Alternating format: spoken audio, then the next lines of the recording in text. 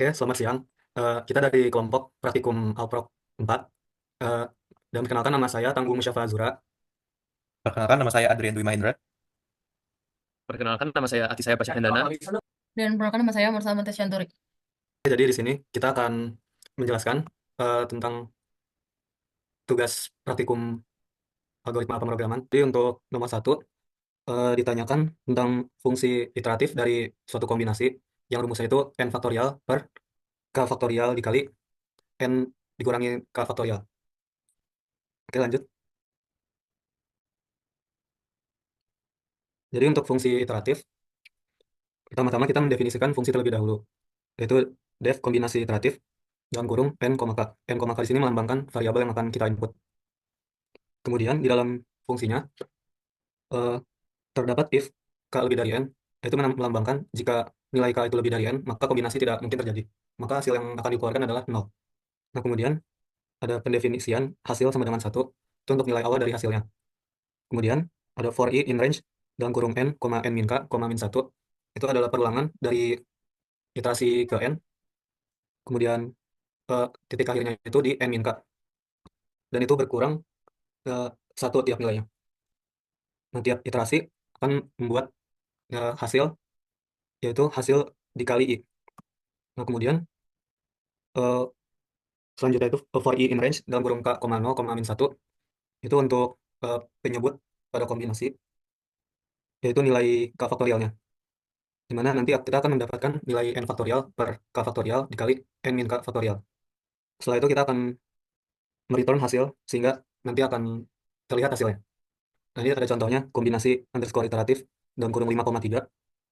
Itu berarti 5 kombinasi 3, yang hasilnya adalah 10. Oke, makasih Tangguh. Untuk soal fungsi rekursif akan dilanjutkan oleh saya. Di soal ditanyakan program untuk menghitung kombinasi dengan fungsi cara rekursif di mana bentuk rumusnya seperti ini, CNK sama dengan CN-1, CK-1 tambah CN-1 dan CK. Dengan syarat CNK sama dengan N jika K sama dengan 1 dan CNK sama dengan 0 jika N kecil dari K. Untuk rumusannya kita bisa lihat di sini. Kita pertama akan mendefinisikan fungsi rekursif kita dan kita tambahkan beberapa prasyarat atau kondisi dasar agar fungsi dari rekursif tidak error atau tidak berjalan tak hingga kali. Di mana jika K sama dengan 1 kita akan mereturn N karena ya kita memilih satu elemen, lalu jika N kecil dari K tidak ada solusi sehingga kita akan mereturn 0. Lalu jika K sama dengan 0 atau K sama dengan N, ini merupakan kasus trivial dan kita akan mereturn 1 karena hanya ada satu cara memilih. Nah, jika input yang kita masukkan N dan K tidak memenuhi ketiga if ini, maka kita akan melakukan rumus kombinasi rekursif yang tadi, di mana N-1, K-1 tambah kombinasi rekursif N-1, K. Jadi nanti seperti namanya ya, fungsi rekursif dia akan memanggil ke fungsinya kembali, berulang sampai menemukan jawabannya dari yang terkecil, kemudian yang terbesar, dan naik. Contohnya seperti kita menginput C5,3, maka nanti dia C4,2, C3,1, C3,2, C2,1, dan itu semuanya akan ditambahkan hasilnya hingga mendapatkan kombinasi. Nah, ini untuk menguji programnya kita bisa dilihat ada untuk input yang bisa dimasukkan oleh user, dimasukkan input nilai K, nilai N, dan untuk hasilnya. Kita akan coba contoh. Ya, kita masukkan nilai K. Dan didapatkan hasil perhitungan kombinasi C5 dan K. Oh, bentar. C dari 5 dan K adalah 10 berdasarkan rumus rekursif. Baiklah, sekian dari penjelasan saya. Saya akan lanjutkan ke nomor 2. Itu diminta supaya waktu kita menginput barisan bilangan, jadi nanti outputnya itu diurutkan dari ganjil kecil ke besar, lalu dilanjutkan dengan bilangan genap dari kecil ke besar. Nah, jadi pertama kami pakai metode bubble sort yang pertama, yaitu untuk mengurutkan bilangan-bilangannya. Nah, di sini seperti yang sudah dipelajarin, pertama definisi dulu n itu sesuai panjang arenya. Jadi di loop yang pertama itu untuk iterasinya, jadi for i in range n itu, lalu lanjut yang loop kedua for j in range dari 0 sampai n kurang i kurang 1. Array ke j lebih besar dari array ke j plus 1. Nah, ini jadinya akan dibandingin elemen-elemen yang bersebelahan. Terus kalau ternyata yang lebih besar itu kita bakal nukar, jadinya yang lebih kecil itu di sebelah kiri. Yang kedua itu akan dipisahin bilangan ganjil dan juga bilangan genapnya. Jadi di khusus satu area untuk bilangan ganjil dan khusus lagi untuk bilangan genap. Jadi di sini dipakai eh, x for x in a itu barisan bilangan yang di awal itu. Terus jika x itu mod 2 ternyata tidak sama dengan 0, berarti kita masukin ke ganjil. Tapi kalau dia mod 2 sama dengan 0, berarti masuknya ke genap. Nah, pisahkan bilangan ganjil dan juga bilangan genap. Nanti kita akan menggunakan bubble sort. Kita pakai bubble sort untuk mengurutkan yang bilangan ganjil. Terus dipakai juga untuk mengurutkan yang bilangan genap. Nah, nanti di sini returnnya itu bilangan ganjil tambah bilangan genap. Jadi array yang bilangan ganjil itu ditambah sama array yang bilangan genap. Di sini bukan elemen-elemennya yang dijumlah, tapi jadinya dijadiin jadi satu array yang menggabungkan yang bilangan ganjil sama bilangan genap. Jadi karena di sini yang ditulis pertama itu bilangan ganjil, berarti nanti yang di awal bilangan ganjil dulu, baru disambung sama bilangan genap. Di sini kami memberikan contoh.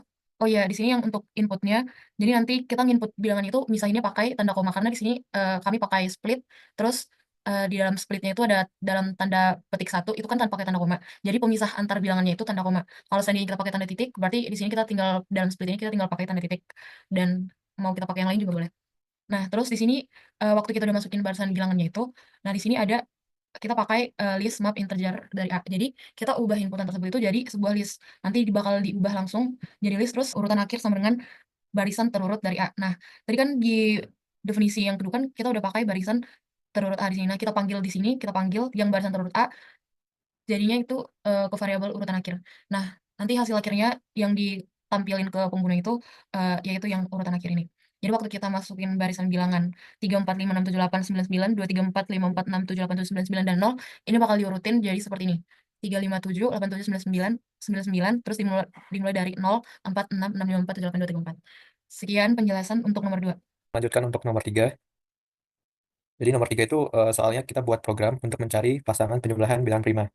Nah, di sini kita harus menampilkan waktu eksekusinya dan diminta untuk memberikan notifikasi kalau ada di antara daftar yang kita berikan itu adalah bukan bilangan prima dan apa namanya keterangan algoritma searching apa yang kami gunakan. Jadi di sini ada dua subprogram. Jadi yang subprogram yang pertama itu kami menggunakan apa namanya untuk mengecek bilangan prima. Dimana kita tahu kalau bilangan prima itu kan paling besar itu 2. Jadi selain 2 itu kita akan kembalikan ke false. Jadi dia itu bukan bilangan prima. Untuk notifikasinya kita menggunakan print p tanda petik 2 bukan bilangan prima. Begitu pula untuk yang lain berarti kan bilangan syarat bilangan prima yang lain itu bilangan prima hanya bisa dibagi oleh dirinya sendiri dan hanya bisa dibagi oleh satu. Nah, jika dalam apa namanya ini kan dalam for loop. Kalau misalnya ada sebuah apa ada angka P yang kita cek dan itu habis dibagi oleh sebuah apa namanya pembagi selain dari bilangan itu sendiri maka itu bukan bilangan prima. Nah, selain itu jadi akan dikembalikan ke true jadi itu bilangan prima. Nah, yang subprogram kedua itu adalah untuk mencari pasangan bilangan prima yang kita yang diminta di soal. Jadi untuk yang pertama ini kita akan cari dulu apa aja sih list-list di bilangan prima ini.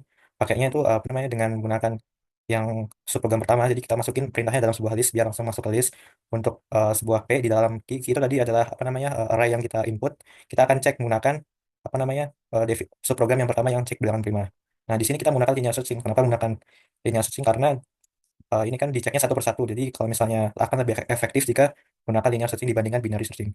Selanjutnya ini kita menggunakan bubbles. Kami menggunakan bubble sort. Ini kurang lebih mekanismenya sama seperti nomor 2 itu sudah dijelaskan oleh Kontes. Jadi kurang lebih ini menggunakan nested loop. Jadi untuk for i dalam range sepanjang bilangan prima ini akan dicek satu persatu apakah dia lebih besar atau lebih kecil. Jika dia lebih besar yang sebelumnya lebih besar daripada yang setelahnya itu akan ditukar. Kemudian untuk mencari pasangannya kita tinggal akan digunakan perintah dalam list juga menggunakan nested loop di sini karena apa namanya pasangan itu kan 2 3 misalnya ada angka 2 dan 3 itu kan sama dengan 3 sama 2 karena sifat penjumlahan itu kan komutatif. Jadi untuk supaya tidak terjadi kedobalan berarti nanti di nested loop yang kedua kita tambahkan i plus 1. Nah, setelah itu kalau misalnya udah selesai akan ada kombinasi yang tidak akan sama. Jadi 2 3 akan berlanjut pada 2 5 dan seterusnya. Kemudian untuk penjumlahannya kita bisa juga sebagai ini kurang lebih sama juga perintahnya sama yang pasangan. Jadi ini tinggal menggunakan diganti dari kata koma di pada plus untuk mengetahui penjumlahan dari setiap pasangan yang ada di apa namanya di array atau di list yang ada di dalam pasangan ini. Sehingga akan kita return yaitu returnnya itu pasangan dan juga hasil dari penjumlahannya. Nah, kemudian boleh turun dulu, Pasha.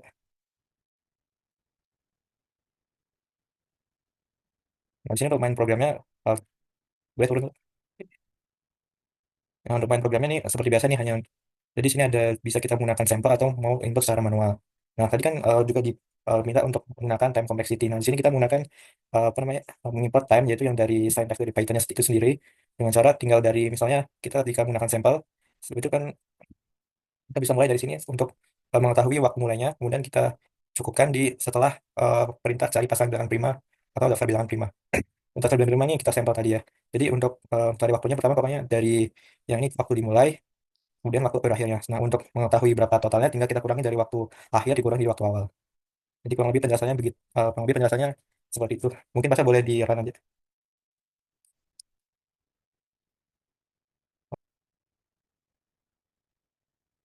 Nah, di sini langsung keluar ya kalau misalnya daftarnya dari sampel adalah 278341131251 sama 17.